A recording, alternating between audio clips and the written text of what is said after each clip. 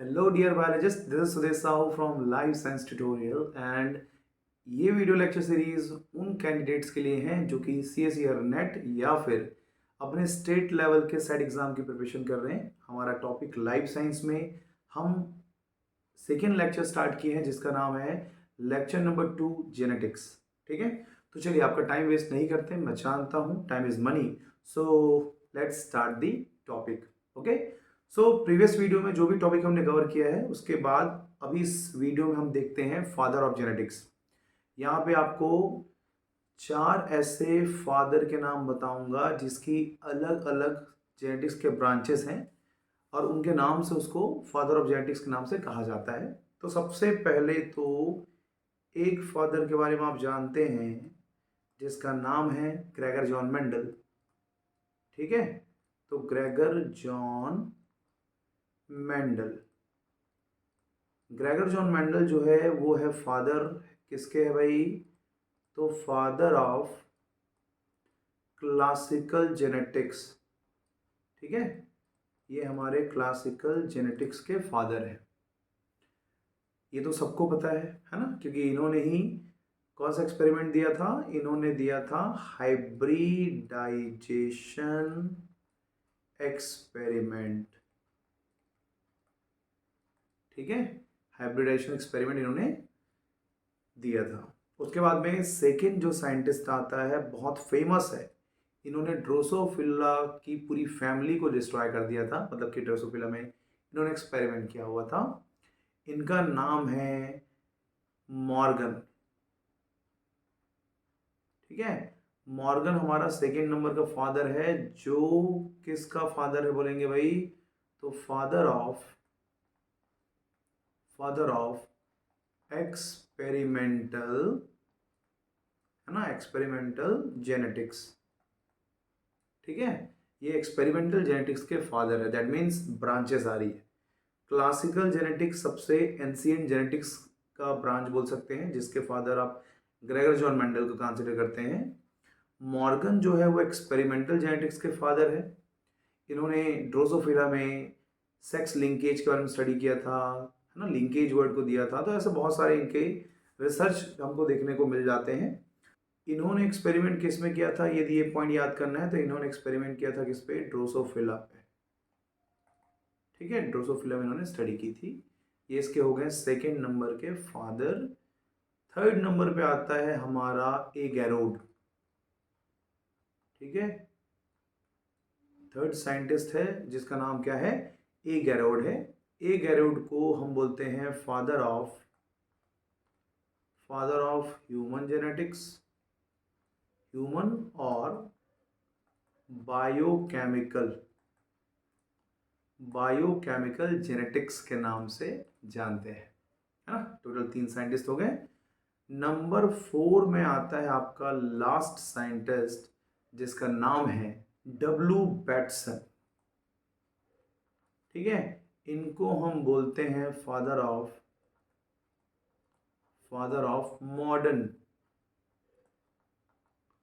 Modern genetics. ठीक है, plus इन्होंने ही टर्म दिया था जेनेटिक्स का जिसको हम आज यूज करते हैं। जेनेटिक्स जो टर्म है ना, गिवन बाय बैटसन। ठीक है, तो ये हो गए हमारे father of genetics. Real life में 4 फादर होना बहुत ज़्यादा कॉम्प्लिकेटेड है, बट जेनेटिक्स में 4 फादर अच्छा है। ठीक है, तो एग्जाम में क्वेश्चन आ सकता है कि एक्सपेरिमेंटल जेनेटिक्स के फादर कौन है। क्लासिकल जेनेटिक्स के फादर तो आप सभी जानते ही हैं। ये 3 साइंटिस्ट का नाम मुझे ऐसा लगता है कि ये बिल्कुल नया है, तो प्लीज़ इसको नोट डाउन कर लेंगे। हम आगे बढ़ते हैं हमारे नेक्स्ट स्लाइड में और स्टार्ट करेंगे मेंडेलियन जेनेटिक्स। ठीक है, तो मेंडेलियन जेनेटिक्स में सबसे पहले हम डिस्कस करेंगे मेंडल के बारे में। ठीक है, मेंडल के बारे में आपको यदि डिटेल में बताऊं तो पहले एक स्टोरी सुन लीजिए, आप आपके बहुत काम आएगा। मेंडल एक ऑस्ट्रिया ना, ऑस्ट्रेलिया मैं नहीं बोल रहा हूँ, मैं बोल रहा हूँ ऑस्ट्रिया। एक छोटी सी कंट्री ऑस्ट्रिया में एक छोटे से गांव में जिसका नाम था सिलेसिया, वहाँ पे ये पैदा हुए थे। बहुत पुअर फैमिली से बिलोंग करते थे। स्टार्टिंग से ही इनका इंटरेस्ट गॉड की तरफ था। तो आगे चल करके ये एक बहुत बड़े चर्च के मॉन्क बन गए। उस चर्च में एक बड़ा सा क्रॉपलैंड था, मतलब कि खेत था, जिसमें उन्होंने बाकी टाइम में, जब उनको फ्री टाइम मिलता रहा होगा, तो उस फ्री टाइम में पी के प्लांट में उन्होंने डिफरेंट टाइप्स ऑफ क्या किए, एक्सपेरिमेंट्स किए। और उन्हीं एक्सपेरिमेंट्स के थ्रू आज वो ऐसे पर्सन बन चुके हैं जिसके बारे में आप और हम यहाँ पे स्टडी कर रहे हैं। मतलब मेंडल का जो एक्सपेरिमेंट था एकदम बेसिक कॉन्सेप्ट थी। उनके टाइम के जितने भी साइंटिस्ट थे उनके किसी भी मॉडल को एक्सेप्ट नहीं किए। बेचारे के डेथ होने के बाद 3 साइंटिस्ट बाद में आए और वही रिसर्च किए जो मेंडल ने पहले से डिक्लेयर कर दिया था, क्लियर कर दिया था। तो भाई बेचारा स्वर्ग में रहा होगा, तब उनको जो प्रोस्पैरिटी है, प्रेस्टीज है, वो मिला होगा, है ना। उसके जीते जी जो मिलना चाहिए था उनको, वो नहीं मिल पाया। बट उनका जो कंट्रीब्यूशन है जेनेटिक्स के फील्ड में, वो सबसे बड़ा कंट्रीब्यूशन है। ठीक है। तो मेंडल के बारे में आपको एग्जाम रिलेटेड क्या क्या पॉइंट है जिसको याद करना है। ठीक है।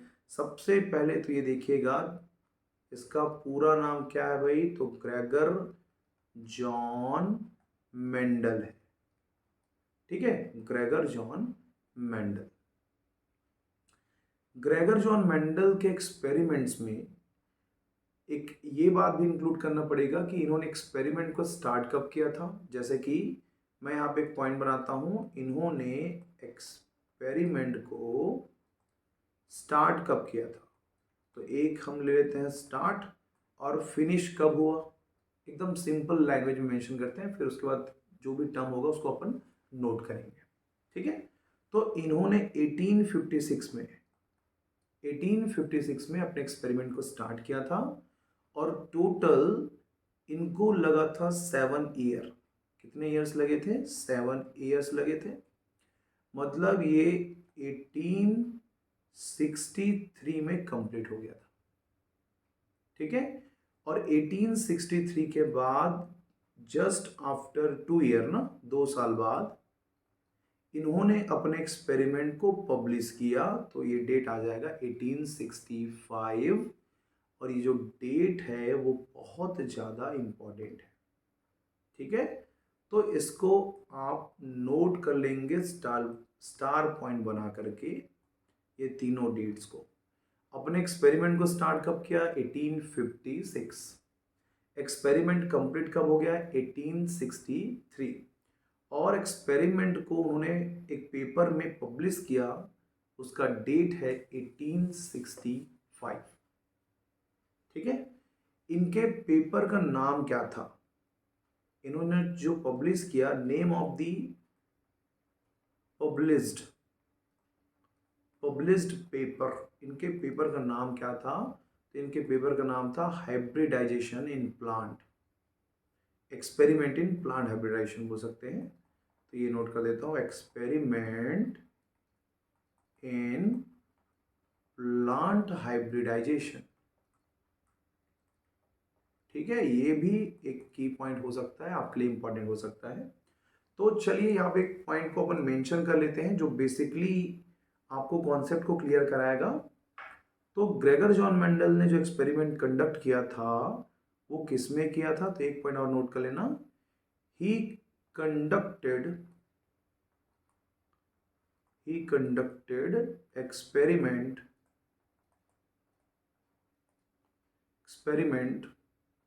ऑन गार्डन पी, है ना, गार्डन पी प्लांट में, मतलब एक पी प्लांट में इन्होंने क्या किया था, एक्सपेरिमेंट किया था। ठीक है। कितने सालों के लिए, फॉर 7 ईयर्स। ठीक है, 7 ईयर्स को ब्रैकेट में नोट कर देता हूँ, 1856 से लेकर के 1863 तक के डेट में इन्होंने एक्सपेरिमेंट को किया है। ठीक है। तो ये पॉइंट आपको याद होना चाहिए, 7 ईयर इनको लगे हैं। ठीक है। और कुछ इसमें काम की बात है, एक पॉइंट और है जिसको आप यहाँ पे नोट कर सकते हैं कि मेंडल ने एक्चुअल में टोटल 14 डिफरेंट, है ना, 14 different contrasting traits, 14 different contrasting traits के बारे में इन्होंने एक्सपेरिमेंट किया था। किसमें? हमारे पी प्लांट में। ठीक है, तो ये पॉइंट भी आपको नोट करना है। ये जो भी पॉइंट मैं आपको बता रहा हूँ वो मोस्ट इंपॉर्टेंट है, स्पेशली जो डेट्स हैं। देखो, डेट्स आपके CSER एग्जाम में कभी भी नहीं आता। डेट्स आपको स्टेट लेवल एग्जाम में मिलेंगे, लाइक CG सेट हो गया, MP सेट हो गया, महाराष्ट्र सेट एग्जाम्स हो गए, या अदर कोई भी स्टेट के सेट एग्जाम में आपको यहाँ से क्वेश्चन मिल जाएंगे। ठीक है, तो मेंडल के बारे में अदर चीज़ें आपको रिक्वायरमेंट नहीं है, बट मेंडल ने कौन कौन से डेट पे अपना एक्सपेरिमेंट किया वो आपको क्लियर करना होगा। ठीक है, इवन ये जो इनका जो पब्लिश डेट है ये वाला 1865 एग्जाम में आया हुआ है। ठीक है, कुछ स्टेट के असिस्टेंट प्रोफेसर एग्जाम में भी यहाँ से एक क्वेश्चन बनता है, तो ये आपके लिए बहुत इंपॉर्टेंट है, इसको आप नोट कर लेंगे। ठीक है, चलिए नेक्स्ट स्लाइड में बढ़ते हैं और अपने कोर कॉन्सेप्ट को हम क्लियर करते हैं। अब तुमने कहा कि मेंडल ने अपने एक्सपेरिमेंट्स में गार्डन पी प्लांट को यूज किया, है ना। इन्होंने सिलेक्शन किया ऑर्गेनिज्म का फॉर हाइब्रिडाइजेशन और क्रॉस, तो इसके लिए इन्होंने पी प्लांट को यूज किया था, जिसको हम गार्डन पी प्लांट बोलते हैं। इसका बॉटनिकल नेम यदि आप बोलें तो इसका नाम हो जाएगा पाइसम सटाइवम या फिर सटाइवा। ठीक है, अब यहाँ पे एक क्वेश्चन आता है कि इन्होंने मैंगो चूज क्यों नहीं किया। मैंगो बहुत प्यारा दिख रहा है, देखो मैंने बहुत अच्छा एक PNG यूज किया है मैंगो। यदि ऐसा होता कि मैंगो प्लांट को वो चूज कर लेते हैं, तो एक मैंगो प्लांट को ग्रो करने के बाद वो लगभग 12 से 13 साल बाद क्या प्रोड्यूस करते हैं? फ्रूट। अब फ्रूट प्रोड्यूस करने के बाद उस फ्रूट को जब मैं कल्टीवेट करता तो नेक्स्ट जनरेशन आते तक हो सकता है वो ग्रेगर जॉन मेंडल इस दुनिया में रहता ही नहीं, स्वर्ग में बैठे हुए वेट करते रहता। उनके बच्चे नेक्स्ट जनरेशन को कंडक्ट कराते हैं, है ना। 7 to 6 जनरेशन या 6 to 7 जनरेशन को कंडक्ट करते करते उनकी 3-4 जनरेशन खत्म हो जाती, और जब हमें फाइनल रिजल्ट मिलना होता तो उसके बच्चे, उनके जनरेशन भूल जाते हैं कि एक्चुअल में वो कर क्या रहे थे, तो मेंडल को गाली देते, है ना, कि एक्चुअल में एक्सपेरिमेंट क्या था। तो ऐसे प्लांट को हम सेलेक्ट करना चाहते हैं जिसका लाइफ स्पैन बहुत छोटा होना चाहिए। ठीक है, तो गार्डन जो पी प्लांट है, यदि हम बात करें क्यों उन्होंने गार्डन पी प्लांट को चूज किया था, तो सबसे मेन बात जो होती है, पी प्लांट जो है, P plant is the example of, बोल सकते हैं, एनुअल प्लांट। ठीक है, ये एनुअल प्लांट का एग्जाम्पल है। इसका जो लाइफ स्पैन होता है वो 3 to 4 मंथ का होता है। एनुअल प्लांट, है ना, biennial plant, perennial plant, 3 category में हमने प्लांट को डिवाइड किया है उनके लाइफ स्पैन के बेसिस पे। एनुअल प्लांट वो होते हैं जिनकी लाइफ स्पैन 1 ईयर की होती है, उससे कम होती है। तो पी प्लांट की लाइफ स्पैन क्या है? बहुत कम है। मतलब आप कंपैरिजन करें, 12 मंथ में आप 3 to 4 ना, 3 to 4 जनरेशन की स्टडी कर लेंगे, राइट। इसीलिए बेस्ट ऑप्शन हो सकता है आपके एक्सपेरिमेंट के लिए। ठीक है, क्लियर है पॉइंट? ओके। दूसरी बात यह कि पी प्लांट में बहुत ज़्यादा वैरायटी थी, तो यहाँ पे आप नोट कर सकते हैं कि it has many contrasting traits, it has many contrasting traits. ठीक है, इनके पास कंट्रास्टिंग ट्रेट्स मतलब होता है बेटा वैरायटी, मतलब इन प्लांट में बहुत ज़्यादा वैरायटी थी। हालांकि मैंगो और राइस प्लांट इंडिया के सबसे top most variety of plant category में आते हैं, बट एक्सपेरिमेंट बेसिस पे यदि हम बात करें तो बहुत अच्छा ऑप्शन था हमारा पी प्लांट। ठीक है, इनके जो फ्लावर थे, जो पी के जो फ्लावर थे, पी फ्लावर्स आर बाइसेक्सुअल, मतलब कि उसी में मेल और उसी में फीमेल दोनों रिप्रोडक्टिव सिस्टम प्रेजेंट थे, इसीलिए उनमें इजीली सेल पॉलिनेशन का प्रोसेस होता है ना। तो pea plant are bisexual, so easy to conduct क्या? Self pollination. मतलब सेल्फ पॉलिनेशन के प्रोसेस को हम इजीली क्या करा सकते हैं? कंडक्ट करा सकते हैं, इतना क्लियर होना चाहिए। दूसरी बात, सेल्फ के साथ साथ हम आर्टिफिशियल क्रॉस पॉलिनेशन भी करा सकते हैं। तो यहाँ पे मैं नोट कर देता हूं, artificial cross pollination easily performed. ठीक है, इसको आसानी से हम क्या कर सकते हैं? परफॉर्म कर सकते हैं। एक बेसिक पॉइंट यदि बोले तो जनरली जो पी सीड्स होते हैं, pea seeds are large, so easy to handle. इसको आसानी से हैंडल कर सकते हैं। तो एक पॉइंट यहाँ पे भी बात आ सकती है। पी प्लांट को कहीं भी कल्टीवेट कर सकते हैं। तो यहाँ पे एक पॉइंट और बना देते हैं, इजी टू कल्टीवेट। किसी भी टाइप के सॉइल में इसको आसानी से ग्रो करा सकते हैं। ठीक है, और सबसे मेन या खास बात यदि आप बोलो तो इनमें ना सेक्स क्रोमोसोम नहीं थे। 7 पेयर्स ऑफ ऑटोसोम्स प्रेजेंट,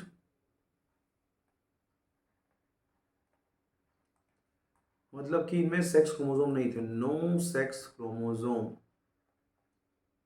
और यही मेंडल के सक्सेस का सबसे बड़ा पॉइंट बोल सकते हो आप, कि यदि सेक्स क्रोमोसोम उसमें नहीं है, जो कि मेंडल के लॉ के साथ डेविएशन शो करता है, मतलब मेंडल के लॉ को फॉलो नहीं करता, कौन? हमारा जो सेक्स क्रोमोसोम होता है वो। और जो इन्होंने चूज किया था गार्डन पी प्लांट, उनमें सेक्स क्रोमोसोम एब्सेंट थे, इसीलिए इनके लिए बहुत बेस्ट ऑप्शन हो गया।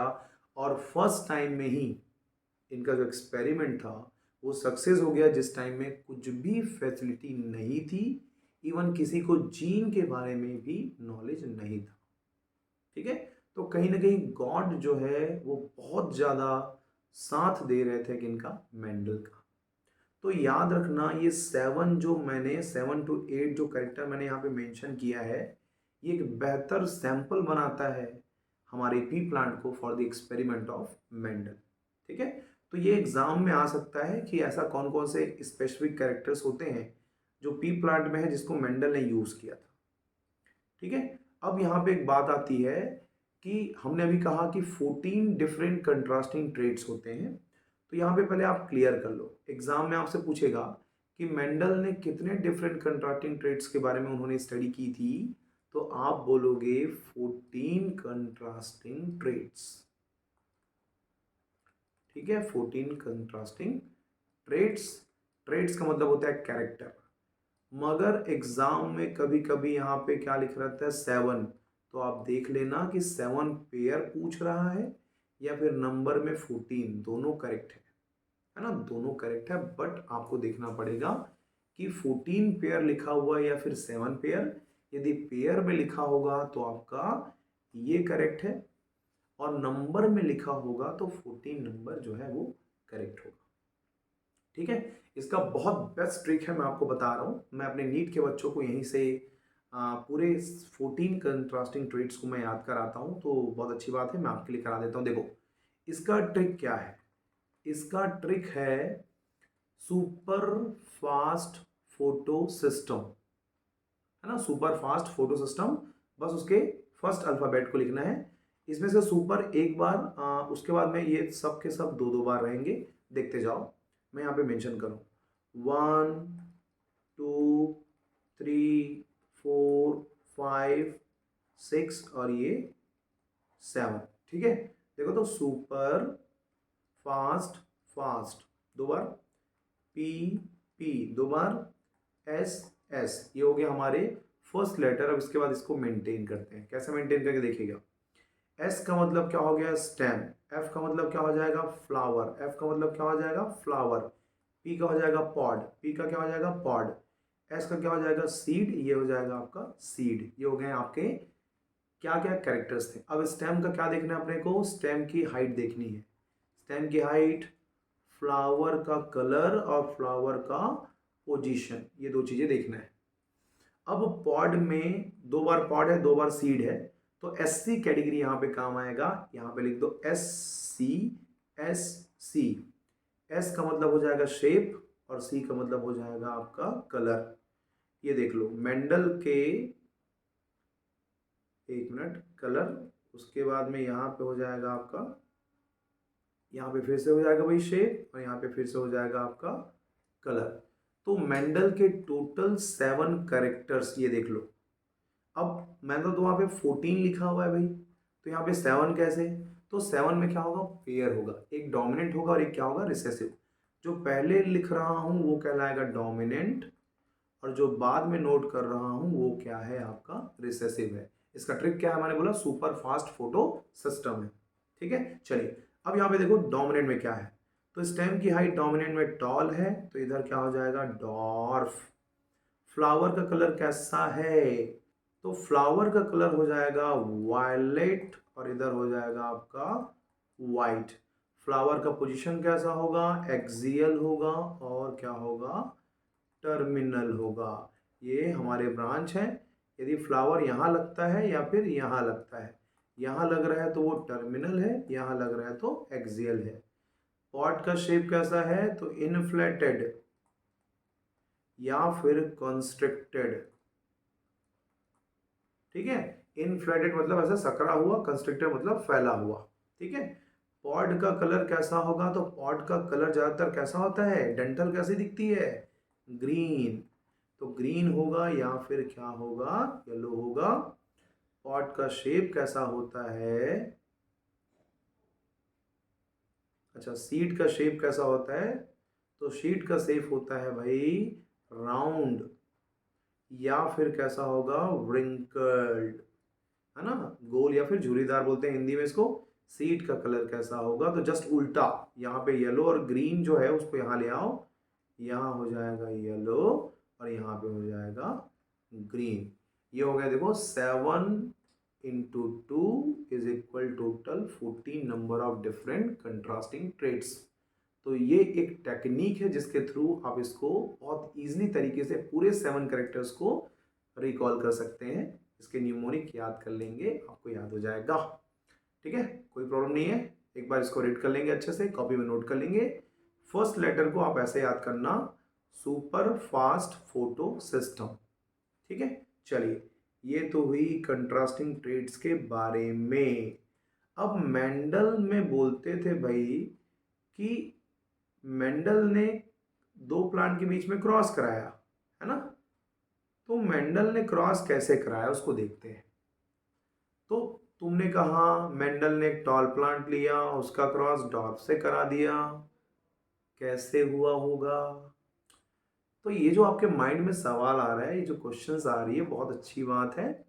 तो मेंडल ने एक टेक्निक इन्वेंट किया था जिसको हम बोलते हैं बेटा इमस्कुलेशन और बैगिंग, है ना। ये नेट में नहीं पढ़ाते बट मैं चाह रहा हूँ कि आपको पूरा बेसिक से ले जाऊं। तो यहाँ पे जेनेटिक्स के बेसिक लेवल को भी कवर करेंगे। तो यहाँ पे बात आ जाती है इमस्कुलेशन क्या है और बैगिंग क्या है।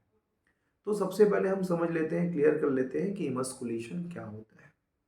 तो मान लो ये देखो, ये हमारा फ्लावर है, ये हमारा फ्लावर है और तुमने कहा था कि जो पी प्लांट होते हैं, पी का जो फ्लावर है वो कैसा होता है? बोले थे बाइसेक्सुअल।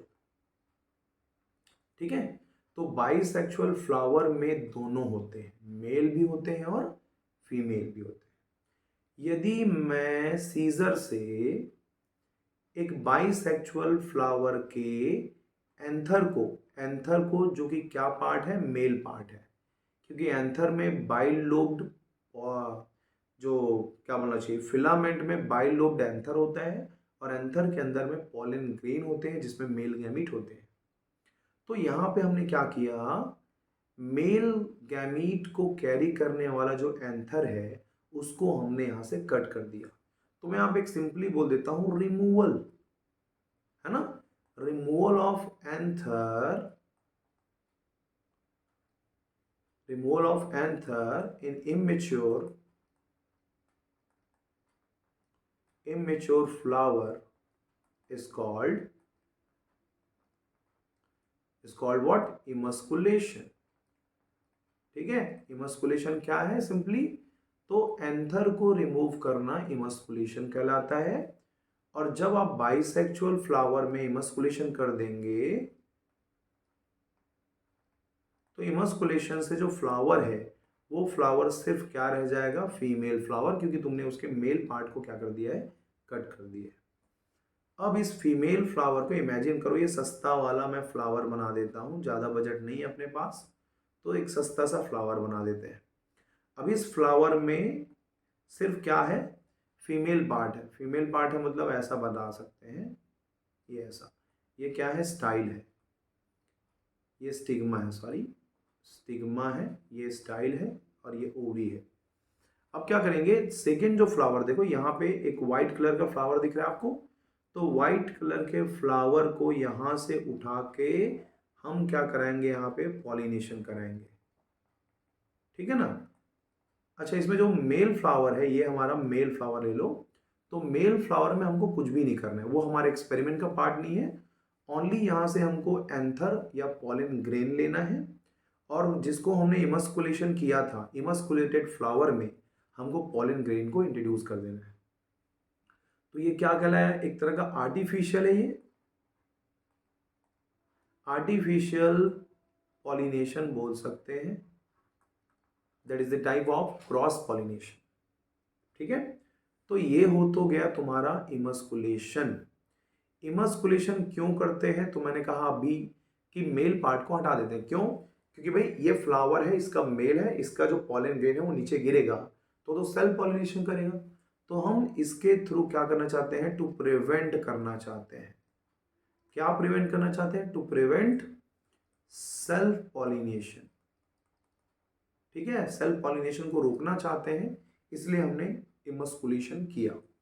अब देखो, अब ये बैगिंग क्या है भाई, तो बैगिंग का मतलब ये है कि इमस्कुलेटेड फ्लावर को, जो फीमेल है, उसको मैं चाहता हूं कि कोई पॉलन ग्रेन उड़ के ना आ जाए, इसलिए मैं उसको क्या करके रखूंगा, कवर करके रखता हूं। तो कवर करके रखना इमस्कुलेटेड फ्लावर को क्या कहलाएगा, बैगिंग कहलाएगा। तो यहां पे बोल सकते हो इमस्कुलेटेड जो हमारा फ्लावर है, covered in bag like structure, ठीक है, covered in bag like structure, जिसको हम क्या बोलेंगे, बैगिंग टेक्निक बोलेंगे। अब ये हमने बैगिंग किया क्यों, क्या रीजन है कि हमने यहाँ पे बैगिंग को अप्लाई किया, तो हम चाहते हैं कि कोई भी अनडिजायर पॉलिनेशन ना हो, कोई पॉलिन ग्रेन उड़ते उड़ते आके इसको पॉलिनेशन ना कर दे। तो यहाँ पे एक मेंशन कर सकते हैं, टू प्रिवेंट अनडिजायर्ड पॉलिनेशन, ठीक है ना, किसी भी अनडिजायर्ड पॉलिनेशन को कंडक्ट होने से रोकने के लिए हम बैगिंग टेक्निक को यहाँ पे अप्लाई करते हैं। तो याद रखना कि मेंडल ने दो एक्सपेरिमेंट को इन्वेंट किया था, जिसका नाम था इमस्कुलेशन एंड बैगिंग। इमस्कुलेशन को समराइज करूं तो बोलना removal of anther from immature flower. Bagging की बात करेंगे तो इमस्कुलेटेड फ्लावर या फीमेल फ्लावर को एक बैग लाइक स्ट्रक्चर में पैक करके रखना क्या कहलाता है, बैगिंग कहलाता है, ताकि हम एक tall plant co dot plant से क्रॉस करा रहे हैं तो ये दो ही प्लांट होने चाहिए, इसके अलावा कोई अदर प्लांट का पॉलन ग्रेन इस क्रॉस में ना आ सके। यदि ऐसा हुआ तो जो भी एक्सपेरिमेंट करने वाला होगा वो मर जाएगा और एक्सपेरिमेंट कभी नहीं होगा, ठीक है। तो देखो, मेरी कोशिश ये है भाई कि मैं बेहतर तरीके से आपको जेनेटिक्स पढ़ाऊं, इसलिए मैं एकदम कोर से आ रहा हूं और हायर लेवल तक हम जेनेटिक्स को टच करेंगे। लेवाइन की जो बुक है उसके बहुत सारे कंटेंट को मैं लाइन बाय लाइन आपको प्रेजेंट करूंगा। बेहतर तरीके से हम आपके नेट सेट स्लेट एग्जाम को हम टारगेट करेंगे, ठीक है। तो मेरे साथ बने रहिए और प्लीज़ कभी भी डीमोटिवेट मत होइए, क्योंकि सबसे बेहतर मोटिवेट करने वाला सिर्फ आप हैं। यदि आपको और भी ज़्यादा मोटिवेशन की रिक्वायरमेंट है तो आप अपने पेरेंट्स के फोटो को अपने दीवार में लगाइए, जहाँ पे आप स्टडी करते हैं उनके चेहरे को देखिए, एक मासूम सा चेहरा दिखेगा जो वेट कर रहा है कि मेरा बेटा कुछ बेहतर अचीवमेंट करेगा। तो उनके लिए ही सही आप मेहनत करते रहिए, रिजल्ट आपको मिलेगा, ठीक है। चलिए आगे बढ़ते हैं। तो यहाँ पे हो गया हमारा इमस्कुलेशन और बैगिंग टेक्निक। हम आगे बढ़ते हैं और यहाँ पे देखते हैं। अब देखो यहाँ पे आ जाएगा आपका मोनोहाइब्रिड क्रॉस। अब ये थोड़ा हायर लेवल पे अब जाते जाएंगे, यहाँ से थोड़ी कॉम्प्लेक्सिटी बढ़ते जाएगी। ठीक है, तो चलिए कॉम्प्लेक्सिटी को बढ़ाते हैं और बेहतर तरीके से चीज़ों को कवर करते हैं। सबसे पहले तो देख लेते हैं कि ये मोनोहाइब्रिड क्रॉस क्या है। तो जैसे कि तुमने कहा, क्रॉस का मतलब दो प्लांट के बीच में हम क्रॉस कराएंगे। कैसे कराएंगे? अभी हमने देखा इमस्कुलेशन एंड बैगिंग टेक्निक, है ना। तो देखो हमने दो प्लांट के बीच में क्रॉस कराया, एक है प्लांट 1 और दूसरा है हमारा प्लांट 2। इनके बीच में मैं ऐसा क्रॉस साइन कर दूंगा, मतलब ये है कि इनके बीच में क्या हो रहा है, क्रॉस हो रहा है। क्रॉस कैसे कर रहे हैं? ये हमारा टॉल फ्लावर है, ये हमारा डॉर्फ फ्लावर का प्लांट, मतलब प्लांट का फ्लावर है, टॉल एंड डॉर्फ।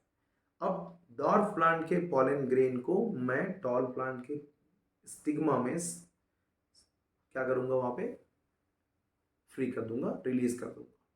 अब इनसे जो क्रॉस हो रहा है उसको अपन क्या बोलेंगे, क्रॉस पॉलिनेशन का प्रोसेस कह सकते हैं। तो दो प्लांट के बीच में क्रॉस हो रहा है। एक प्लांट कैसा है बोल रहे हो तुम, टॉल है, और एक प्लांट कैसा है, डॉर्फ है। ठीक है, टॉल प्लांट डोमिनेंट प्लांट है, इसलिए कैपिटल टी से डिनोट होगा, और डॉर्फ प्लांट रिसेसिव प्लांट है। अभी मैं डोमिनेंट रिसेसिव क्या है पूरा इस एक्सपेरिमेंट में क्लियर हो जाएगा। इनके बीच में क्रॉस हुआ, तो क्रॉस हुआ मतलब ये कौन है, मान लेते हैं पेरेंट है। अब बताइए, पेरेंट से जब भी गैमीट बनता है तो गैमीट बनने का प्रोसेस मियोसिस से होता है, और जब भी मियोसिस सेल डिवीजन होगा तो जो सेल है उनमें क्रोमोसोम हाफ हो जाते हैं। दैट मीन्स डिप्लॉइड से क्या हो जाएंगे, वो हैप्लॉइड हो जाएंगे। तो ये जो पेयर ऑफ क्रोमोसोम है, इसमें से सिंगल नंबर ऑफ जो जीन या फैक्टर होगा वही आगे ट्रांसमिट होगा। ठीक है, जिसको हम हेरिडिटी भी कहते हैं। यहाँ पे कौन आ जाएगा, स्मॉल टी। इन दोनों के बीच में ऐसा क्रॉस होगा और ये बन जाएगा कैपिटल टी स्मॉल टी। अब इमेजिन करो कि टॉल प्लांट और डॉर्फ प्लांट को हमने क्रॉस कराया। कैसे कराया, पॉलन ग्रेन को यहाँ पे स्प्रेड करके। अब स्प्रेड करने के बाद इसमें क्या हुए, बहुत सारे सीड्स आ गए। जितने भी सीड आएंगे उन सभी सीड में एक जीन होगा कैपिटल टी, एक होगा स्मॉल टी। अब जब तक कैपिटल टी है तब तक वो इसको एक्सप्रेस होने नहीं देगा, रिसेसिव कंडीशन है। तो इस कंडीशन में 100% क्या होंगे, सिर्फ टॉल प्लांट होंगे और कोई भी प्लांट नहीं होंगे। जो भी प्लांट होंगे सबके सब टॉल होंगे। ठीक है, अब हम क्या करा रहे हैं, अब यहाँ पे देखो ये एक प्लांट है, ये दूसरा प्लांट है। ठीक है, दो प्लांट के बीच में क्रॉस हो रहा है और यहाँ पे पूरे कैरेक्टर दोनों प्लांट के सेम है एक्सेप्ट वन कैरेक्टर। तो यहाँ पे एक डेफिनेशन बन जाएगा, है ना, when we consider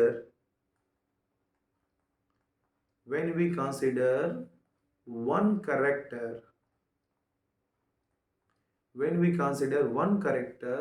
at a time और वो भी किसकी बात कर रहे हैं, इन अ क्रॉस।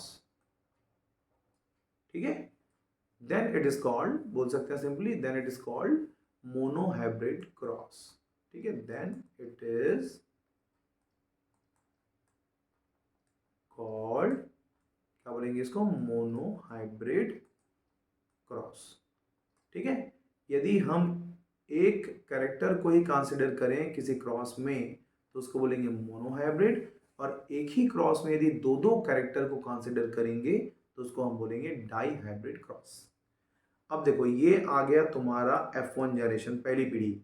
ये पेरेंट्स है, मतलब ये तुम्हारे पेरेंट्स है, तुम उनके बच्चे हो, तुम फीलियल 1 हो, पहला जनरेशन हो। अब पहले जनरेशन में क्या हो रहा है, बहुत सारे प्लांट बने, तो मैं दो प्लांट को लेता हूं, एक plant capital T small T का क्रॉस दूसरा plant capital T small T से करा रहा हूं, है ना। बहुत सारे प्लांट में ये एक प्लांट, ये दूसरा प्लांट, दो प्लांट को मैंने लिया और दोनों के दोनों प्लांट के पास क्या है, कैपिटल टी स्मॉल टी है। इस तरह के क्रॉस को हम क्या बोलते हैं, सेल्फ क्रॉस बोलते हैं। ठीक है, सेल्फ क्रॉस का मतलब उसी के साथ में क्रॉस नहीं होता। ठीक है, सेल्फ क्रॉस का मतलब होता है उसी के जैसे दूसरे पेरेंट के साथ में क्रॉस। ठीक, तो यहां पे देखो कैपिटल टी स्मॉल टी का cross capital T small T से हुआ, तो एरो को इधर ले आते हैं। यहां पे देखो बहुत सिंपल सा टेक्निक है, आपको कुछ नहीं करना, एक पनेट स्क्वायर बनाना है, 4 बॉक्सेस, इसी से बड़े बड़े क्वेश्चन सॉल्व हो जाते हैं। अब क्या करो, एक पेरेंट को एक साइड पे ले लो कैपिटल टी स्मॉल टी, ये दूसरे पेरेंट को अदर साइड में ले लो कैपिटल टी स्मॉल टी। अब दोनों को मिलाते जाओ, देखो यहाँ कैपिटल टी, यहाँ कैपिटल टी, कैपिटल कैपिटल, ये यहाँ से स्मॉल और यहाँ से कैपिटल आ जाएगा, तो कैपिटल टी स्मॉल टी यहाँ भी होगा। ये देखो यहाँ कैपिटल टी है, यहाँ पे स्मॉल टी है, तो यहाँ पे कैपिटल स्मॉल हो जाएगा। अब यहाँ क्या होगा, इधर से देखो, ऊपर से देखो स्मॉल टी, नीचे से देखो स्मॉल टी, ये आ गया हमारा F2 generation, filial to generation, दूसरी पीढ़ी बोल सकते हैं। अब मुझे बताना कि ये जो है ये वाला, एक मिनट इसमें कलर चेंज कर लेता हूँ ताकि आपको अच्छे से क्लियर हो सके। अब बता मुझे ये कैसा है, ये टॉल प्लांट है। ये कैसा है भाई, ये भी टॉल प्लांट है, जब तक कैपिटल टी रहेगा तब तक वो टॉल रहेगा। ये कैसा है, ये भी टॉल प्लांट है। और ये वाला कैसा है, तो बेचारा एक ही है जो डॉर्फ प्लांट है। टोटल 4 प्लांट में 3 प्लांट टॉल है ना।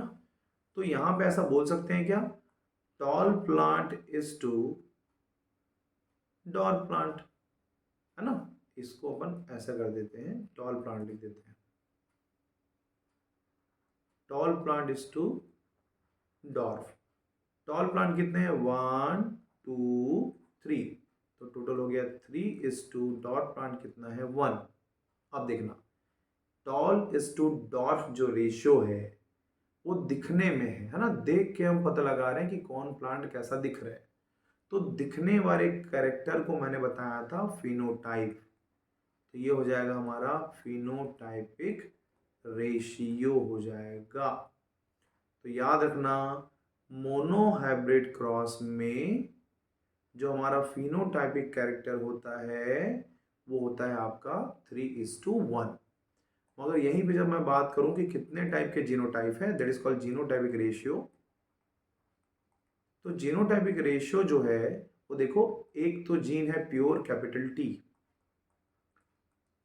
एक जीन है ऐसा वाला capital T small T heterozygous है, और एक जीन कैसा है, रिसेसिव है, स्मॉल टी स्मॉल टी। अब बताओ ये कितना है, कैपिटल टी का number 1, capital T small T का 2, और स्मॉल टी का भी क्या है, 1 है ना। तो यहां देखो हमारा जीनोटाइपिक रेशियो बन गया, क्या लिख सकते हैं इसको, 1:1। याद रखना, नंबरिंग याद करना बहुत जरूरी है कि कौन 1 कौन 2 ये क्लियर होना चाहिए। ये आपका मोनोहाइब्रिड क्रॉस का solution, complete solution in single slide. ठीक है, ये आपका हो गया मोनोहाइब्रिड क्रॉस। तो याद रखना, मेंडल ने जो मोनोहाइब्रिड क्रॉस किया था वो टॉल और डॉर्फ प्लांट में किया था। पहले जनरेशन में पूरे के पूरे प्लांट कैसे थे, टॉल थे। यहीं से हम प्रूफ करेंगे किसको, लॉ ऑफ डोमिनेंस को। ठीक है, याद रखना, लॉ ऑफ डोमिनेंस मेंडल का फर्स्ट लॉ है। इस लॉ को प्रूव करने के लिए हमको यूज करना पड़ेगा F1 generation of monohybrid cross और F1 generation of dihybrid cross, कहीं से भी ला सकते हो, वो जनरेशन F1 होना चाहिए, एक डोमिनेंट और एक रिसेसिव जीन वहां पे होनी चाहिए। ठीक है, तो ये तुम्हारा हो गया मोनोहाइब्रिड क्रॉस का पूरा रिजल्ट। जीनोटाइपिक और फिनोटाइपिक रेशियो भी मैंने यहाँ पे क्लियर कर दिया है। ठीक है, एक पॉइंट अपने नोट्स में नोट कर लेना, ये जो पनेट स्क्वायर बोलते हैं, साइंटिस्ट का नाम है RC पनेट। ठीक है, RC पनेट ने ग्राफिकल रिप्रेजेंटेशन या बॉक्स के थ्रू मैथमेटिकल जेनेटिक्स को रिप्रेजेंट किया है। इनके कारण बहुत इजी कैलकुलेशन होता है हमारे जेनेटिक्स में। ठीक है, तो ये हमारे लिए बहुत हेल्पफुल रहेगा। साइंटिस्ट का नाम याद कर लेना भाई, RC पनेट। जब हम लिंकेज पढ़ेंगे तो इसका नाम फिर से एक बार आएगा। ठीक है, चलिए, ये हो गया आपका मोनोहाइब्रिड क्रॉस। मोनोहाइब्रिड क्रॉस में अब कंडीशन क्या क्या कहता है उसको देखते हैं। ठीक है, चलो देखो यहाँ पे भाई, सो बात करते हैं, हमने जब क्रॉस देख लिया मोनोहाइब्रिड क्रॉस का, तो यहाँ पे हम बात करते हैं रिजल्ट का कि मोनोहाइब्रिड क्रॉस को कंडक्ट करने से मेंडल को क्या क्या रिजल्ट मिला। तो सबसे पहला रिजल्ट है जो कि बेसिक है, pair of gene. That means किसी भी कैरेक्टर का जो जीन होगा वो कैसा होगा, पेयर में होगा। तो यहाँ पे एक नोट कर लेना, etch genetic character is controlled by a pair of gene, that means यदि मैं टॉल की बात करूंगा तो मैं क्या लिखूंगा, इसको सिंगल टी नहीं लिखूंगा, मैं डबल टी लिखूंगा। क्यों? क्योंकि डिप्लॉयड ऑर्गेनिज्म में जो भी जीन्स होते हैं वो पेयर में होते हैं या फिर अल्टरनेटिव फॉर्म में होते हैं, like capital T small T या फिर small T, capital R capital Y, सब के सब क्या है, पेयर में प्रेजेंट है। ठीक है, तो कोई भी कैरेक्टर का जीन होगा वो सिंगल नहीं होगा, वो पेयर में प्रेजेंट होगा। ये हमारा फर्स्ट कंक्लूजन है। सेकंड है आपका लॉ ऑफ डोमिनेंस, जो कि मेंडल का फर्स्ट लॉ है।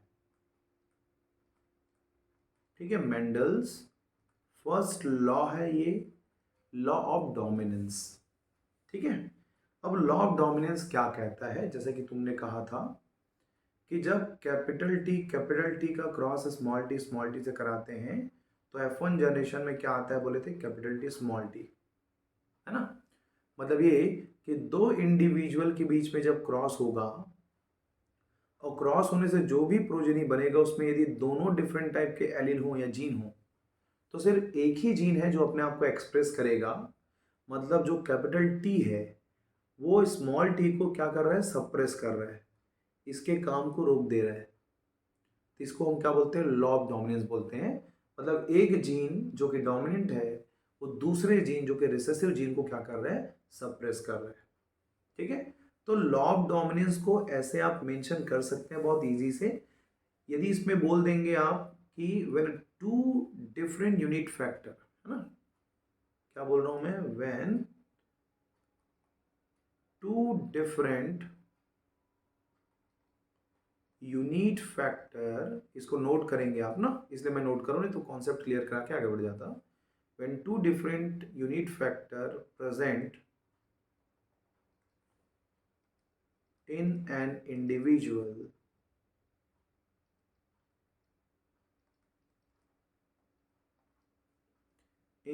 individual then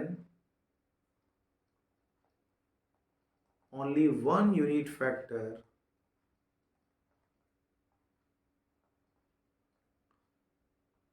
able to express, है ना, एक ही यूनिट फैक्टर मतलब कैपिटल टी वो क्या है, एबल है अपने आप को एक्सप्रेस करने के लिए, है ना। इनको हम क्या बोलेंगे, इस फैक्टर को क्या बोलेंगे, dominant factor.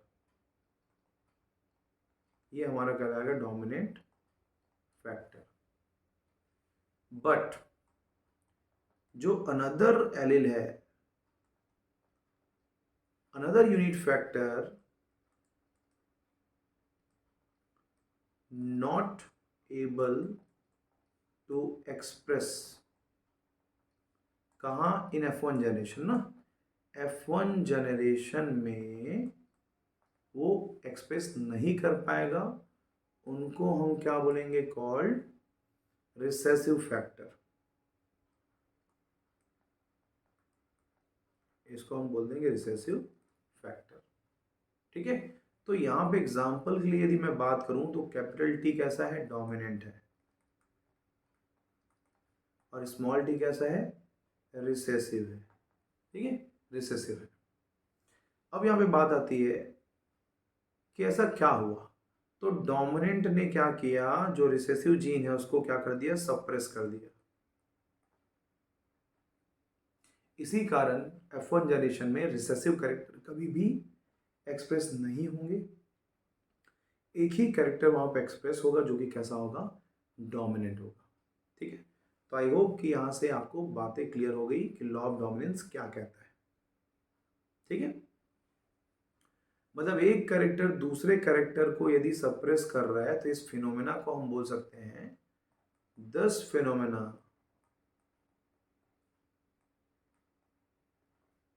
This phenomena is called dominance. ठीक है, इस कैरेक्टर को हम बोलेंगे डोमिनेंस। जो अपने आप को एक्सप्रेस कर रहे हैं वो डोमिनेंट ट्रेट्स, और जो एक्सप्रेस नहीं कर पा रहा है वो कहलाएगा आपका रिसेसिव ट्रेट्स। ठीक है, क्लियर हो रहा है पॉइंट? तो ये है आपका लॉ ऑफ डोमिनेंस। उसके बाद में बात आती है लॉ ऑफ सेग्रीगेशन। ठीक है, तो लॉ ऑफ सेग्रीगेशन को बहुत इजी तरीके से क्लियर कर सकते हैं कि जब भी कभी गैमेट फॉर्मेशन होता है, चाहे किसी का भी हो, एक इंडिविजुअल से जो पेयर ऑफ जीन होते हैं वो अलग अलग हो जाते हैं। जैसे यहां से भी क्या हो जाएंगे, अलग हो जाएंगे, स्मॉल टी, ये स्मॉल टी अलग हो गए। दो डिफरेंट इंडिविजुअल के मिलकर के जाइगोट बना सकते हैं, मगर सेम इंडिविजुअल के दो गैमीट मिलकर के, दो जीन मिलकर के जाइगोट नहीं बना सकते, नॉट पॉसिबल। ठीक है, तो ये जो कंडीशन है वो नहीं हो सकता। ऐसा क्यों? तो ऐसा होता है तुम्हारे लॉ ऑफ सेग्रीगेशन के कारण। ठीक है, अब यहाँ पे बात आती है कि लॉ ऑफ सेग्रीगेशन को कैसे आप आसानी से एक्सप्लेन कर सकते हैं। यदि हम बात करें ड्यूरिंग गैमीट फॉर्मेशन की, है ना, during gamete formation the unit factor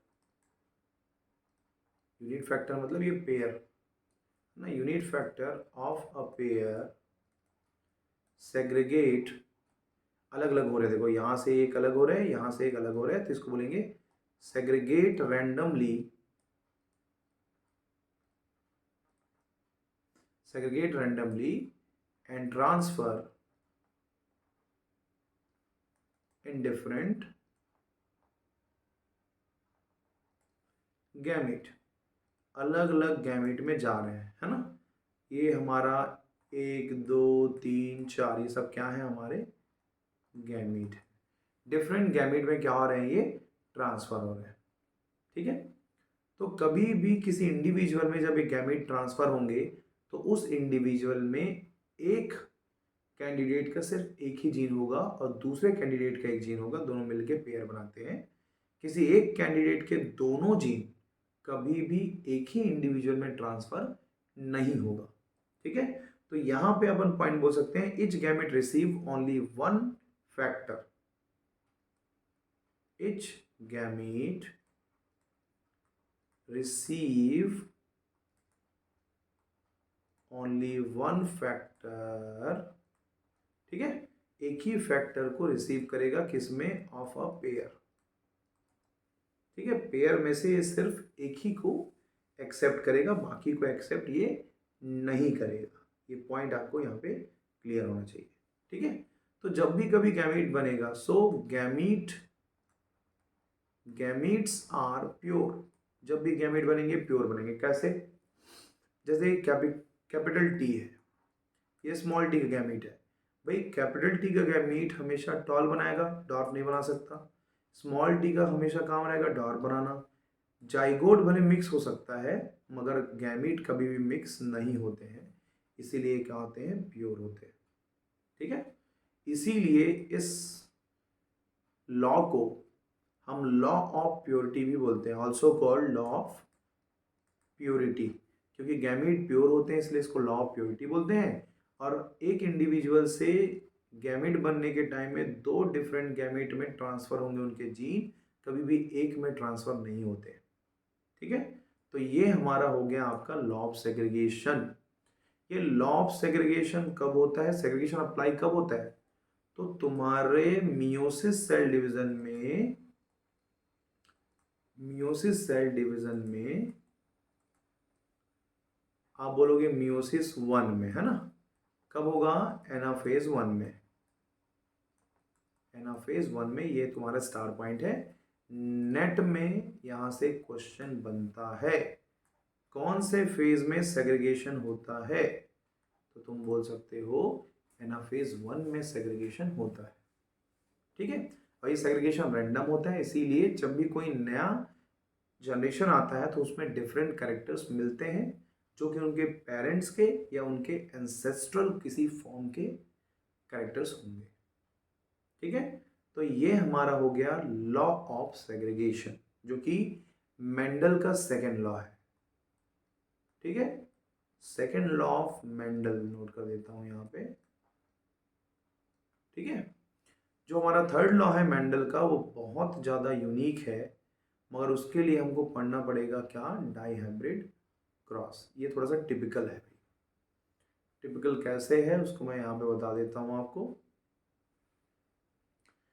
die hybrid cross में आपको क्या करना पड़ेगा, एक ही प्लांट में दो दो कैरेक्टर्स लेने पड़ेंगे। मतलब ऐसा, एक प्लांट का क्रॉस कराओगे दूसरे प्लांट के साथ, प्लांट 2 के साथ।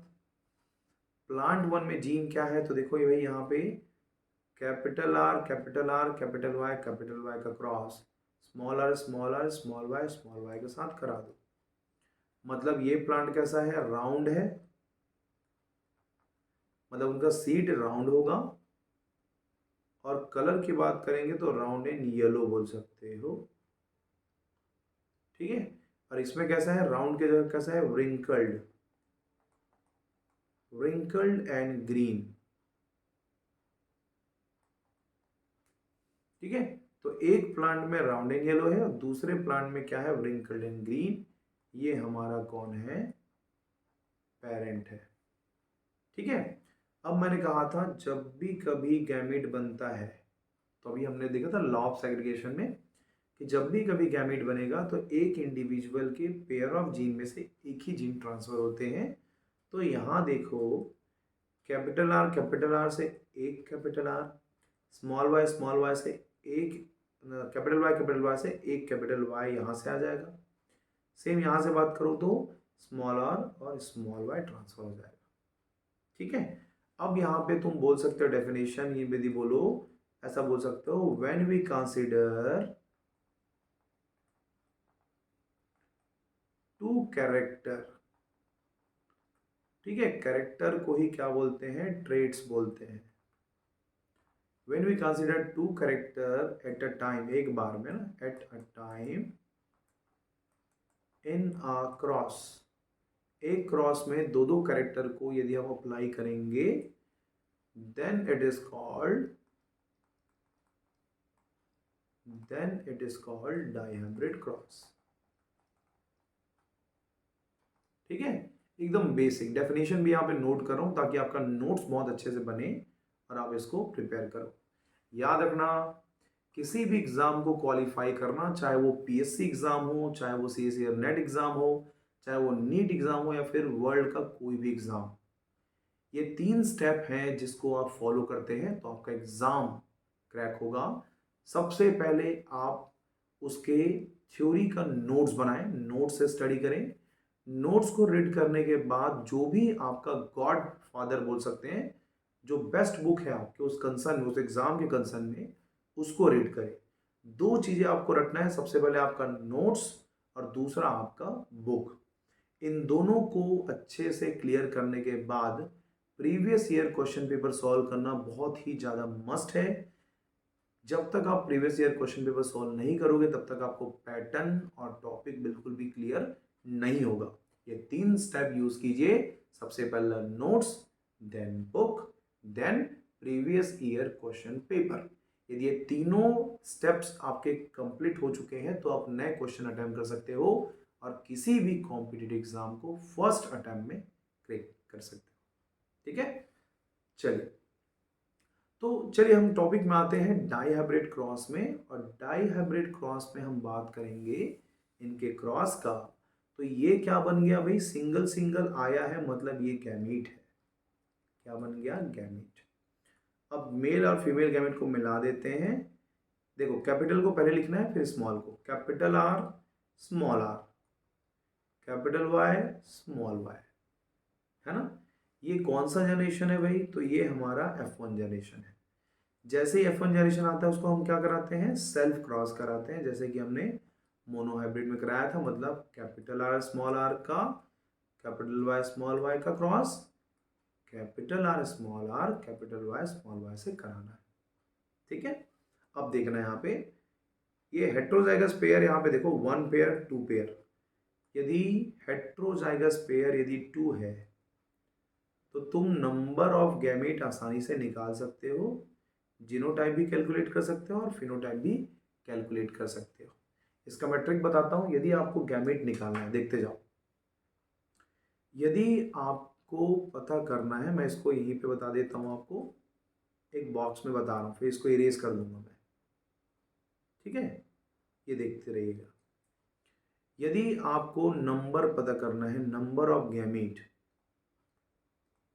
या फिर फिनोटाइप, दोनों के लिए कि एक क्रॉस में कितने फिनोटाइप बनेंगे या कितने गैमेट बनेंगे, इसको आइडेंटिफाई करने के लिए आपको क्या करना होगा, 2 का पावर n से आपको कैलकुलेशन करना पड़ेगा। ये n क्या है, तो नंबर ऑफ हेटेरोजाइगस पेयर है, नंबर ऑफ हेटेरोजाइगस पेयर, ठीक है।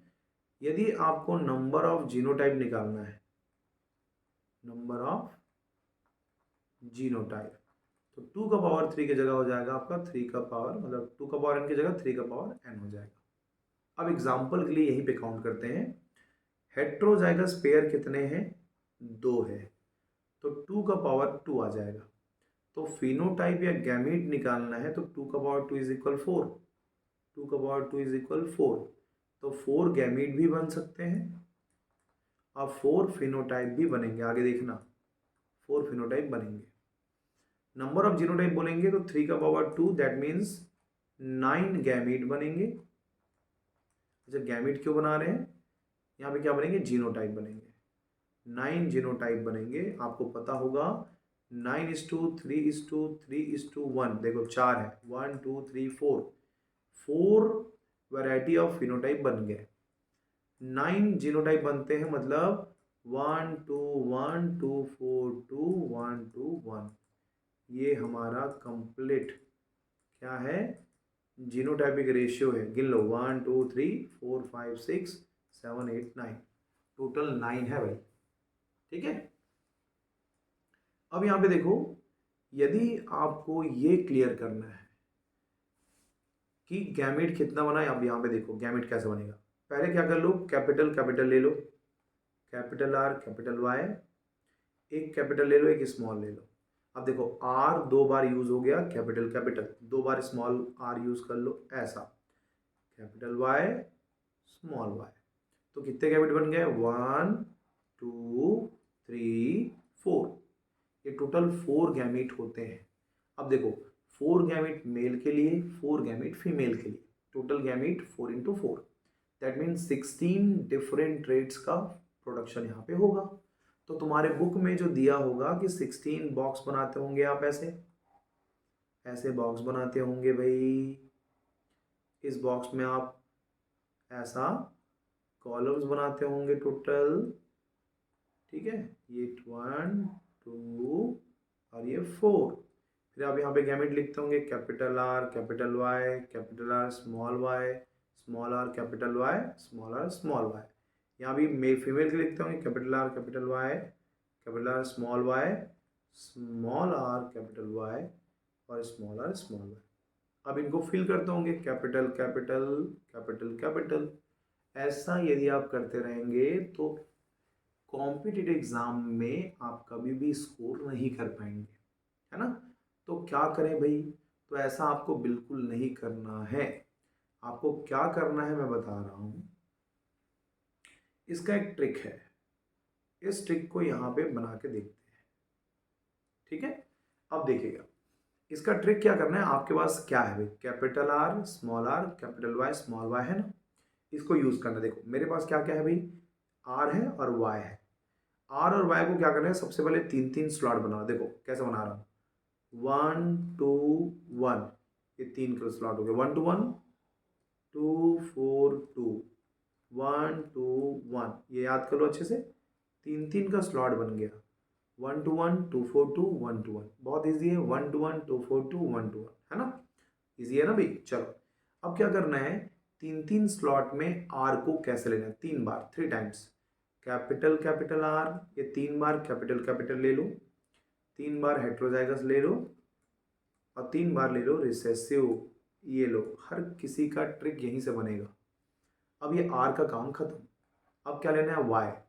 वाई को क्या करना है, एक एक टाइम लेना है। कैसे एक एक टाइम, मतलब capital capital, then capital small, small small. अब इसी को रिपीट करो, capital capital, capital small, small small, capital capital, capital small, small small.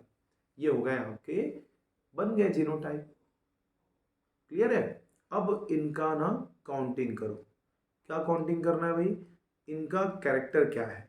तो भाई आर हुआ तो राउंड, कैपिटल आर हुआ तो देखो यहाँ पे कैपिटल आर है, राउंड है। मैं क्या करता हूँ, राउंड को आर लिख देता हूँ, ठीक है। व्रिंकल्ड को डब्लू, ठीक है। येलो को मैं नोट कर दूंगा वाई और ग्रीन को मैं नोट कर लूंगा जी, ठीक है, शॉर्टकट में। तो देखो ये कैसा है, कैपिटल आर मतलब राउंड, ये कैसा है राउंड, ये कैसा है राउंड, ये कैसा है राउंड, ये कैसा है राउंड, ये भी कैसा है राउंड है। नीचे वाले देखो स्मॉलर स्मॉलर स्मॉलर है, ये व्रिंकल्ड, ये व्रिंकल्ड, ये व्रिंकल्ड, ठीक है। चलो अब देखो अदर कैरेक्टर देखो। अब राउंड के साथ क्या है, येलो, यहाँ भी येलो, यहाँ भी, यहाँ देखो स्मॉल वाई है, यहाँ येलो नहीं ग्रीन है, यहाँ पे येलो है, यहाँ पे येलो है, ये लास्ट में देखो ग्रीन है। मतलब स्मॉल वाई हो गया, मतलब ये क्या है, ग्रीन है।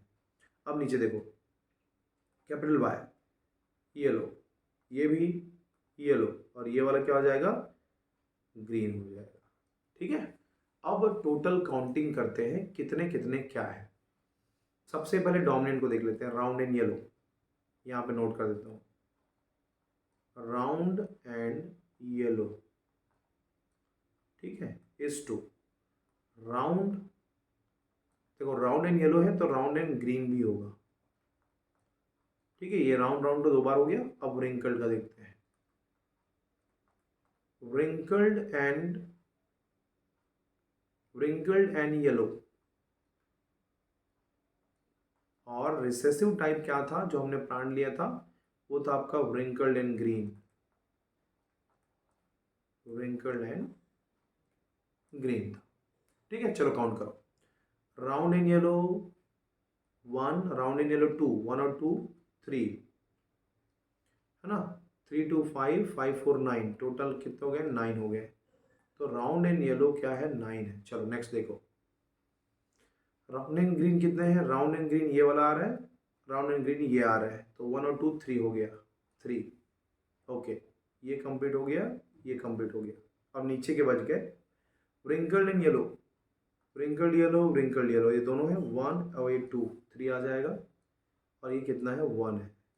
दैट मीन्स दिखने में 9 राउंड एंड येलो है, 3 राउंड एंड ग्रीन है, 3 व्रिंकल्ड एंड येलो है, और 1 क्या है, व्रिंकल्ड एंड ग्रीन है, ठीक है। तो ये हमारा क्या है बोलोगे, तो डाई हाइब्रिड क्रॉस का फिनोटाइपिक रेशियो है, ये हमारा फिनोटाइपिक रेशियो है। अब बात करते हैं जीनोटाइपिक रेशियो का, है ना। जीनोटाइपिक रेशियो, अच्छा बच्चे कितने आ रहे हैं भाई, 16 बच्चे हैं टोटल, गिन लो इसको, 9 3 12 15 और ये 16।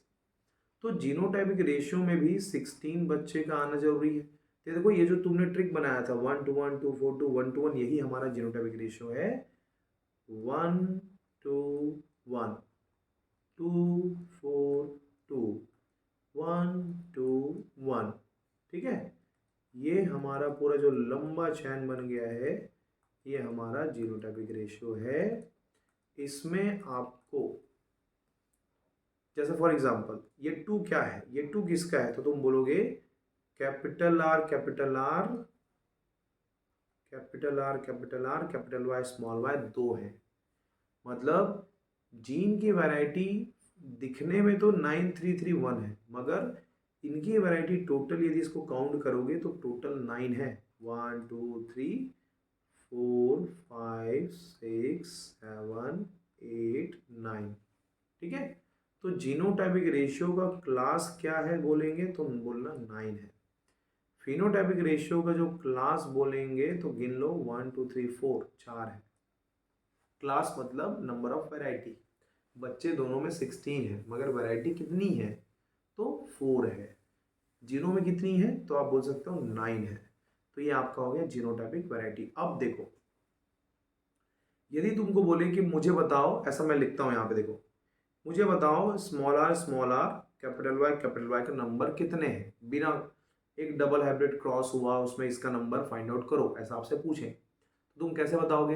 देखो सबसे पहले क्या देखना है आपको, स्मॉल आर बोला, स्मॉल आर मतलब ये हमारे स्लॉट का तीसरा है, क्योंकि पहले वाले में कैपिटल है, बीच में हेट्रोजाइगस है, नीचे में रिसेसिव है, 3 का स्लॉट है। अब नीचे के स्लॉट को देखो, यहाँ पे ये 3 स्लॉट बन सकते हैं इतने वाले। अब यहाँ क्या लिखा है, कैपिटल वाई, मैंने बोला था वाई को एक एक स्लॉट में लिखना है, कैपिटल हेट्रो स्मॉल। तो कैपिटल बोल रहे हैं मतलब फर्स्ट नंबर, तो फर्स्ट नंबर का नंबर क्या है 1 है। तो ये बिना आपको बॉक्स को फिल किए आप बिना देखे बोल सकते हैं कि स्मॉल आर कैपिटल वाई का नंबर कितना है, तो आप बोलेंगे 1 है।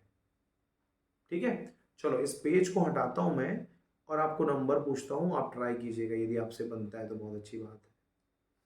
चलो यदि मैं बोलूं capital R small R small Y का नंबर बताओ। ठीक है, इसको इरेज करता हूं, एक मिनट अच्छे से नोट करते हैं। Capital R small Y. अब देखो कैपिटल स्मॉल कौन से स्लॉट में, बीच वाले स्लॉट में, बीच का स्लॉट क्या है 2 4 2 है। यदि ये कैपिटल होता तो ये वाला स्लॉट होता, हेट्रोजाइगस होता तो ये वाला स्लॉट होता, ये रिसेसिव है मतलब नीचे वाला स्लॉट है, मतलब इसका नंबर क्या है 2 है, इसके नंबर 2 है, ये हमारा आंसर है। आपको ऐसे बिना देखे पूरे चीज़ों को याद रख सकते हैं यदि वो फार्मूला आपको अच्छे से याद है। ठीक है, तो डाई हाइब्रिड क्रॉस में आपको जो रिजल्ट आया 9:3:3:1, इसमें से जो 9 है और ये जो 1 है, ये कौन है, पेरेंटल बॉडी, पेरेंटल टाइप है ना। मगर ये जो 3 है और ये जो 3 है वो मिक्स है, जैसे राउंड के साथ में कौन है, यहाँ पे होना था किसको, यहाँ देखो एक्चुअल में राउंड के साथ होना था किसको, येलो को, और यहाँ होना था व्रिंकल्ड के साथ में ग्रीन को।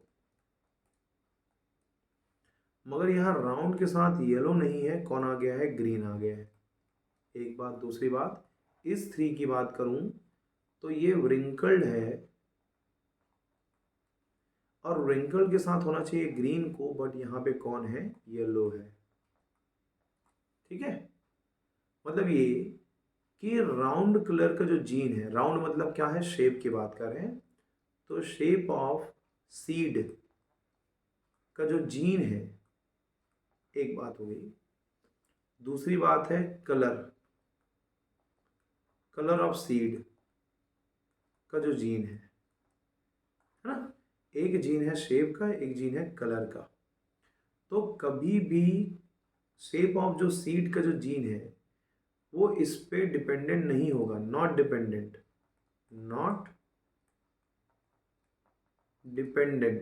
क्यों ऐसा, ये चाहे तो मतलब कि कैपिटल आर चाहे तो कैपिटल वाई के साथ भी एक्सप्रेस हो सकता है और स्मॉल वाई के साथ भी एक्सप्रेस हो सकता है, किसी के साथ भी एक्सप्रेस हो सकता है सेम। यदि मैं बात करूं कैपिटल वाई का, तो कैपिटल वाई चाहे तो कैपिटल आर से भी एक्सप्रेस हो सकता है और स्मॉल आर से भी एक्सप्रेस हो सकता है, उसके साथ जा सकता है। ठीक है, तो यहाँ पे कंडीशन आता है कि कोई भी जीन किसी दूसरे जीन पे डिपेंडेंट नहीं होता, वो कंप्लीटली इंडिपेंडेंट होता है और इंडिपेंडेंटली अशॉर्ट होकर के वैरायटी ऑफ प्रोजेनी को प्रोड्यूस करते हैं। तो वैरायटी ऑफ प्रोजेनी जो है वो कैसे यहाँ पे क्लियर होगा उसको देखते हैं। ठीक है, तो इसको प्रूव करने के लिए मेंडल का थर्ड लॉ यहाँ पे अप्लाई होगा, जिसका नाम है लॉ ऑफ इंडिपेंडेंट असॉर्टमेंट। ठीक है, तो सबसे पहली बात यहाँ पे ये देखना पड़ेगा कि लॉ ऑफ इंडिपेंडेंट असॉर्टमेंट को प्रूव कहाँ से करेंगे। तो याद रखना, in F2 generation of dihybrid cross, ठीक है, डाई हाइब्रिड क्रॉस, प्लांट ने क्या प्रोड्यूस किया, plant produce two new phenotype,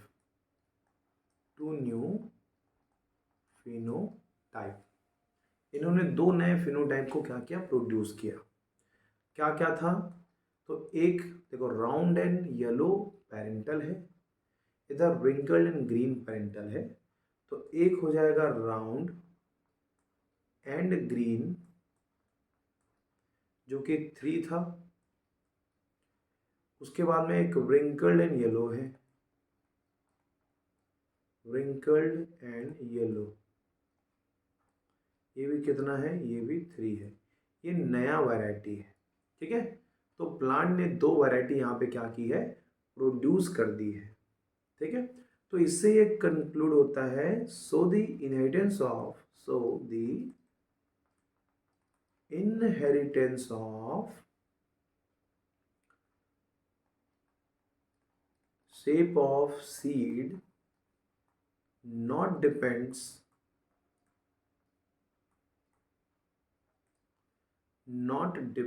on gene of color of seed। मतलब जो शेप ऑफ सीड का जो जीन है वो डिपेंडेंट नहीं होगा कलर ऑफ सीड वाले जीन पे।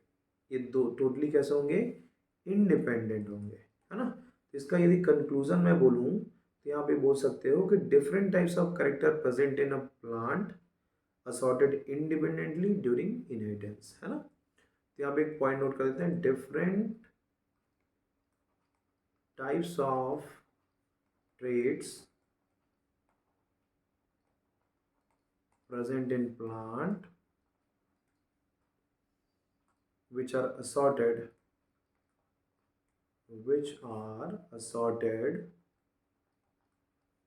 independently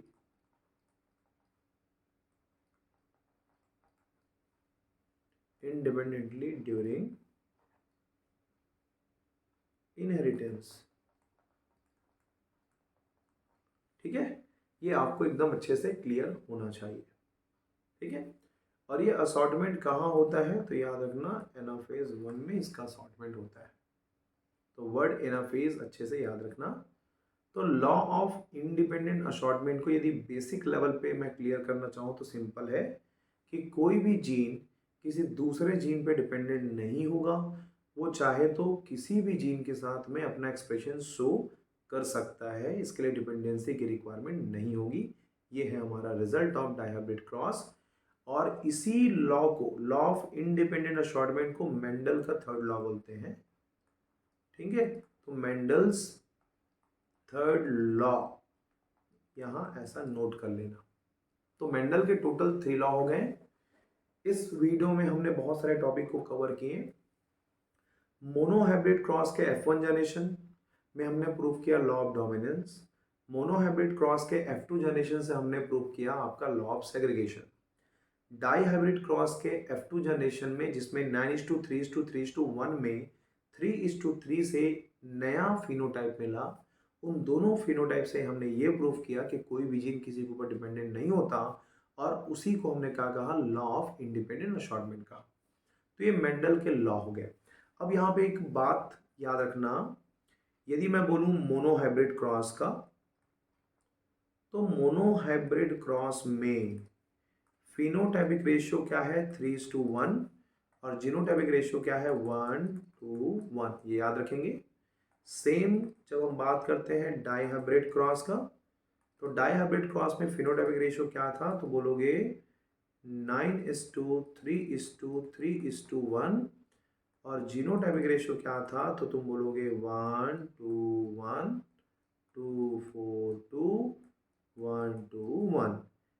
रखना है, ऐसा लग रहा है कि टेबल पढ़ रहा है ना, 1 to 1 2 4 2 1 to 1 1 to 1 2 4 2 1 to 1, ठीक है। तो आई होप कि ये पूरा जो मेंडल के लॉ है और मोनो और डाइहाइब्रिड क्रॉस है ये बहुत अच्छे से क्लियर हुआ होगा। नेक्स्ट वीडियो में हम स्टडी करेंगे टाइप्स ऑफ क्रॉस, जिसमें से बहुत इंपॉर्टेंट है बैक क्रॉस, आउट क्रॉस, है ना, टेस्ट क्रॉस, और एक आता है रेसिप्रोकल क्रॉस। तो नेक्स्ट वीडियो में इन क्रॉस के बारे में डिटेल स्टडी करेंगे। हम वो क्वेश्चन भी प्रैक्टिस करेंगे जो आपके एग्जाम्स में आते हैं। हम सेट के क्वेश्चन भी यहाँ पे सॉल्व करेंगे और आपके CSER नेट एग्जाम के क्वेश्चन को भी सॉल्व करेंगे। तो चलिए हम आपसे विदा लेते हैं, नेक्स्ट वीडियो में मिलेंगे, हमारे साथ बने रहिएगा। Thank you very much.